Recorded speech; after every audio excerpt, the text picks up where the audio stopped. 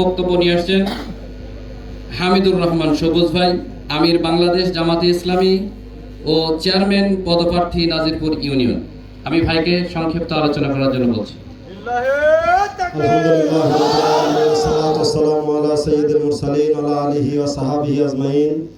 আউযু বিল্লাহি মিনাশ শাইতানির রাজিম। বিসমিল্লাহির রহমানির রহিম।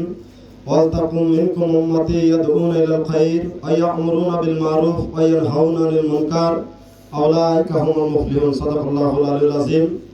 বাংলাদেশ ইসলামী আন্দোলন কর্তৃক আয়োজিত আজকের এই সাধারণ সভার সম্মানিত পরিচালক, প্রধান অতিথি, বিশেষ অতিথি, ইসলামী আন্দোলনের নেতৃবৃন্দ, জামাত ইসলামের নেতৃবৃন্দ সহ আমার সামনে উপবিষ্ট সকল মুসলিম ভাতৃবৃন্দের প্রতি সালাম। আসসালামু আলাইকুম ওয়া রাহমাতুল্লাহ। সময় সংক্ষিপ্ত, প্রিয় উপস্থিতি, আমি আপনাদের সামনে সূরা আল ইমরানের 104 নম্বর আয়াত তেলাওয়াত করেছি। আল্লাহ রাব্বুল আলামিন বলেন, ওয়ালতাকুম মিনকুম উম্মাতি, উম্মতের ভিতরে এমন একটি দল থাকতেই হবে, বাধ্যতামূলক।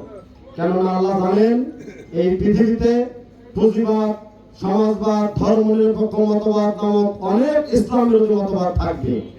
এই সকল পুঁজিবাদ, ধর্মনিরপেক্ষ মতবাদ, এই সব মতবাদকে উপেক্ষা করে আল্লাহর জমিনে আল্লাহর দ্বীন প্রতিষ্ঠার জন্য আল্লাহর মতবাদ প্রতিষ্ঠিত করতে হবে। এই মতবাদ প্রতিষ্ঠিত করতে হলে এই আয়াতের ভিতরে আল্লাহ কর্মসূচি দিয়েছেন তিনটি। কয়টি? এক নম্বর কর্মসূচি দিয়েছেন ইয়াদউনা ইলাল খায়র, মানুষকে কেবলমাত্র শুধুমাত্র ডাকতে হবে আল্লাহর দিকে। কোন ব্যক্তির দিকে, কোন বাবার দিকে, কোন নেতার দিকে ডাকা যাবে না, মানুষকে ডাকতে হবে শুধুমাত্র আল্লাহর দিকে। দুই নম্বর কর্মসূচি হচ্ছে ওয়া ইয়া'মুরুনা বিল মারুফ, সৎ কাজের আদেশ দিতে হবে, ওয়া ইয়ানহাউনা আনিল মুনকার, অসৎ কাজের নিষেধ করতে হবে। এই তিনটি কর্মসূচি যারা পালন করতে পারবে আল্লাহ তাদের সম্পর্কে বলেছেন উলাইকা হুমুল মুফলিহুন, তারাই হচ্ছে সফলকাম। আল্লাহ তিনটি কর্মসূচির মাধ্যমে সফলতার রাস্তা দেখিয়েছেন। অপরদিকে বলেছেন আল ইমরানের 85 নম্বর আয়াতে, ওয়ামান ইয়াবতাগি গায়রাল ইসলামি দীনান ফালা ইউকবালু মিনহু ওয়া হুয়া ফিল আখিরাতি মিনাল খাসিরিন। যারা কোরআনের আন্দোলন বাদ দিয়ে, ইসলামী আন্দোলন বাদ দিয়ে মানব রচিত কোন আন্দোলনের দিকে থাকবে, ফালা ইউকবালু মিনহু, পশ্চিম কালে তার কোনো ইবাদত আল্লাহর দরবারে গ্রহণ করা হবে না। এরপরে আল্লাহ বললেন ওয়া ফিল আখিরাতি মিনাল খাসিরিন, এবং আখিরাতে হবে তারা বড়ই ক্ষতিগ্রস্ত। প্রথম আয়াতে সফলতার কথা বলেছেন, দ্বিতীয় আয়াতে ক্ষতিগ্রস্তর কথা বলেছেন। সিদ্ধান্ত নিতে হবে আমাদেরকে 90% মুসলমানের দেশে আল্লাহ লাহুল খালকু ওয়া লাহুল আমর, সৃষ্টি যার, আইন চলবে তার, এই পথ ব্যতীত বিকল্প কোনো পথে যাওয়া যাবে না। ইসলাম শক্তি, ইসলামকে প্রতিষ্ঠিত করার জন্য যারাই চেষ্টা করে তাদের বিরুদ্ধে, ইসলামের বিরুদ্ধে শক্তিরা বিরোধিতা করে। আল্লাহর ঘোষণা হচ্ছে ইউরিদুনা লিইউতফিউ আল্লাহ, আমি আমার দ্বীন ইসলামকে প্রতিষ্ঠিত করবই করব।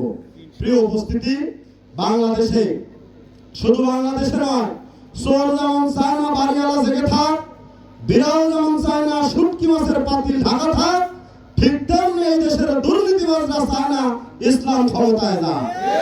একটি আন্দোলনের মাধ্যমে এদেশ থেকে স্বৈরাচার দুর্বৃত্ত হয়েছে, আর একটি আন্দোলনের মাধ্যমে দুর্নীতিবাজ ও চাঁদাবাজ দুর্বৃত্ত হবে ইনশাআল্লাহ।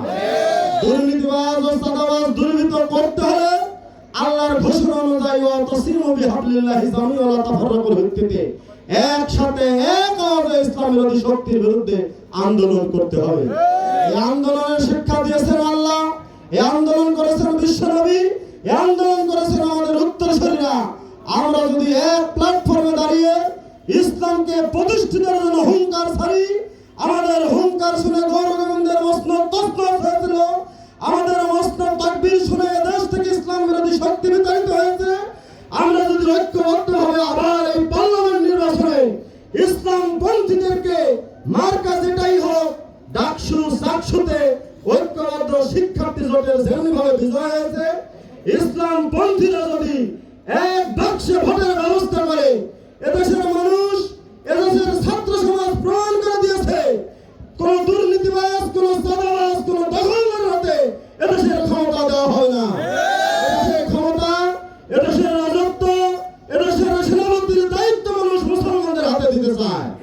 ডাকসু এবং জাকসুতে যে ফল এসেছে, আমরা আশাবাদী ইসলামের পক্ষে। বাক্স যদি থাকে একটা, এদেশের মানুষ কোন স্বৈরাচার, অত্যাচারিত, দখলদারি, চাঁদাবাজ, ধর্ষণকারী, লম্পটকারী এদের হাতে ক্ষমতা দেবে না।